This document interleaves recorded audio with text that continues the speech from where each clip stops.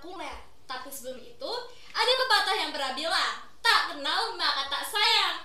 Maka dari itu, kenalin, aku Olivia Patricia Wijaya sebagai host dan juga narasumber kita yang sangat spesial, yaitu Untuk saya sendiri, perkenalkan, saya Muhammad Alani Intang Samudra dari kelas 11F, dan ini rekan saya. Saya Berlin Amelia Stano Putri dari kelas 11C. Nah, di sini kita adalah salah satu perwakilan dalam event Karya Buana Binwil Surakarta.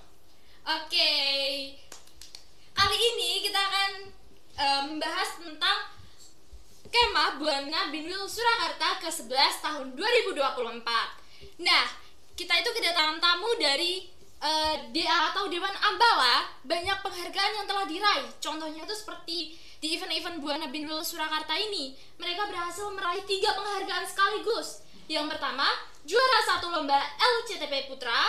Yang kedua, lomba iklan layanan masyarakat. Yang ketiga, lomba LCTP Putri.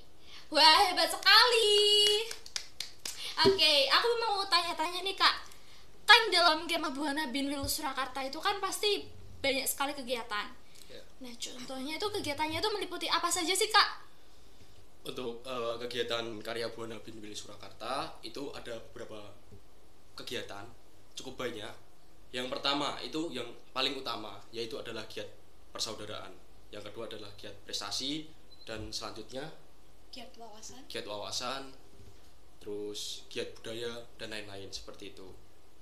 Nah, jadi kalau sebelumnya kalian kamu ini gimana? Lanjut aja.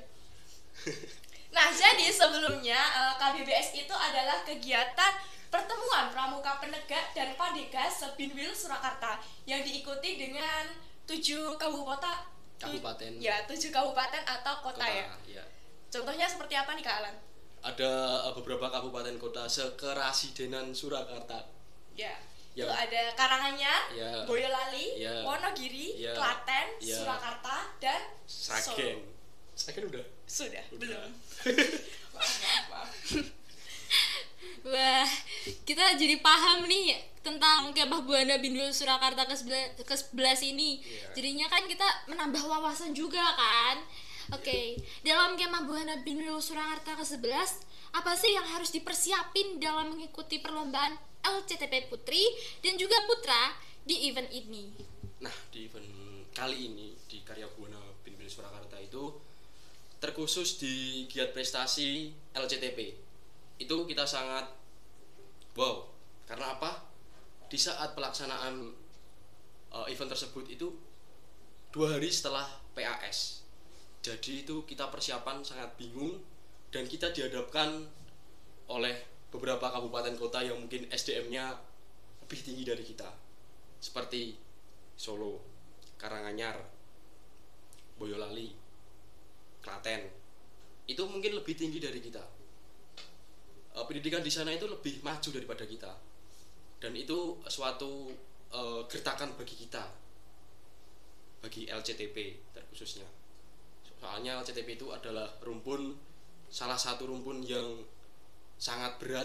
Karena apa? Melibatkan otak, mental, dan mungkin kerja sama tim. Karena itu kita tidak sendiri, kita itu 3 orang tim. Ya, dalam kegiatan ini itu sebenarnya kegiatannya itu dalam bentuk kontingen Sragen yang terdiri dari 2 sangga, yaitu Sangga Putra dan Sangga Putri. Nah, kebetulan dari Semansa kita itu diajukan dua peserta. Ya. Nah, teman-teman kita itu dari berbagai sekolah, ya kan? Ya, dari mungkin SMA 1, terus ada SMA 2, SMA 3, SMK 1, SMK 1, SMK 2. bahkan dari MAN Sragen pun juga ada ya, Ya. teman-teman kita yang ada di jauh sana. Wah, ini keren banget sih. Walaupun SDM-nya dibilang katanya Mas Alan SDM-nya kurang, tapi bisa menyeimbangi antara kota-kota yang lain, kota-kota yang lebih besar bahkan ya. Oke, kira-kira ada nggak nih cerita yang paling menarik atau inspiratif dari kejuaraan LCTP Putri dan juga Putra? Cerita paling menariknya itu ya tadi yang dikatakan, kita berangkat lomba 2 hari setelah ujian. Jadi dimana kita itu benar-benar harus bisa membagi waktu antara belajar dan juga latihan. Nah, kita itu sepulang ujian, kan itu kita pulangnya siang ya. Iya. Sepulang ujian kita istirahat bentar, mungkin ya makan, sholat dan lain-lain. Habis itu kita berangkat ke gedung Warcap untuk latihan. Biasanya sampai sore, bahkan habis maghrib itu biasanya baru selesai. Iya. Apalagi itu kan kita bagian LCTP, lomba cerdas cermat tepat pramuka. Itu di masa-masa ujian kita itu dalam disodorkan oleh perlombaan tersebut dalam persiapan cuma dua minggu. Dan persiapannya itu pada saat itu PAS ujian. Jadi itu benar-benar sulit untuk membagi waktu antara ujian, antara lomba. Karena apa? Dua-duanya itu adalah hal yang krusial bagi kita. Itu perlu dan harus dihadapi. Apakah kita menolak tawaran bahwasanya SMA Negeri 1 Sragen ditawarkan lomba cerdas cermat, kok gak mau? Itu harga diri, tentang harga diri. Jadi dua-duanya itu perlu dihadapi, antara pribadi, mungkin nilai, dan untuk nama sekolah SMA Negeri 1 Sragen. Seperti itu. Hebat sekali sih kakak-kakaknya ini mau berjuang dan juga bisa membanggakan SMA Negeri 1 Sragen ya. Oke. Kan kakak-kakaknya juga berhasil meraih juara 2 iklan layanan masyarakat. Kira-kira tema yang diangkat itu apa sih Kak? Nah, tema yang diangkat dari iklan kita itu adalah generasi muda menjaga kondusivitas pasca pilkada. Jadi dalam iklan itu isinya kita bagaimana generasi muda itu bisa menjaga suasana atau kondusivitas pasca pilkada. Iya, karena pada saat itu benar-benar realistis di masa-masa pilkada. Ya, tahun 2024 itu kan pesta demokrasi ya? Pilkada daerah itu di bulan Desember. Jadi itu kita dapat penyesuaian dari sana. Dan itu temanya itu bukan dari kita. Tema itu sudah tersyarat di Juklak, ya. Petunjuk pelaksanaan seperti itu. Jadi itu kita hanya mengikuti apa yang sudah tersyarat di situ, tercantum syarat-syaratnya. Seperti yaitu ditentukan temanya, terus durasinya seperti apa, berapa lama. Durasinya kebetulan 10 menit, terus pemerannya berapa dan lain-lain seperti itu. Oke, wah salut sih ke aku. Oke, untuk meraih prestasi itu kan tidak semudah yang kita bayangkan nih. Pasti akan ada tantangan tersendiri yang dihadapi. Nah, apa sih tantangan yang paling berkesan atau yang paling besar di dalam hidup kakak-kakaknya ini? Ya, kalau dari aku sendiri belajar di LCTP sih. Soalnya LCTP itu bukan cuman materi aja, materi yang pure pramuka itu enggak, kita belajar juga materi umum. Bahkan di pramuka sendiri itu ada undang-undang, ada SK yang isinya itu angka semua tahun-tahun. Jadi ya, kita pasal. harus pinter-pinter itu ya, menghafal. Karena itu materinya itu benar-benar umum. Umum itu cangkupannya benar-benar umum. Jadi nggak bisa ditebak. Umum ada pengetahuan sosial, ada pengetahuan alam, ada juga sejarah. Terus sejarah juga bukan tentang sejarah Indonesia saja, tapi sejarah dunia. Seperti siapa yang menemukan radio, siapa, ya seperti itu. Jadi itu sangat sulit bagi kita. Yang dibilang oleh Kak Berlin tadi, materinya itu tidak cuman materi pramuka, cuman sejarah-sejarah pramuka. Oh tidak, itu materinya itu sangat benar-benar memusingkan. Karena kita tuh belajar Undang-Undang 1945, itu kita sudah di luar otak, harus. Terus kita itu juga seperangkat semua itu pengetahuan kebangsaan seperti itu. Kita itu harus sudah menguasai. Dan setelah itu kita disodorkan perharinya itu ada pengetahuan umum dan pengetahuan kepramukaan sangat banyak sekali. Sehari itu kita disodorkan 2 PPT, dan di PPT tersebut per PPT-nya itu bisa 50 halaman. Bayangkan kita belajar antara ujian untuk besok menghadapi ujian untuk meraih kesuksesan nilai rapot kita, antara masa depan di perlombaan, antara harga diri kita SMA Negeri 1 Sragen, kan seperti itu. Jadi itu mungkin jadi tantangan bagi kita yang sangat memusingkan. Wah, hebat banget sih kakak-kakaknya ini, belajar banyak tentang pengetahuan umum yang tentunya itu gak cuma itu aja, banyak sekali pengetahuannya. Keren. Oke.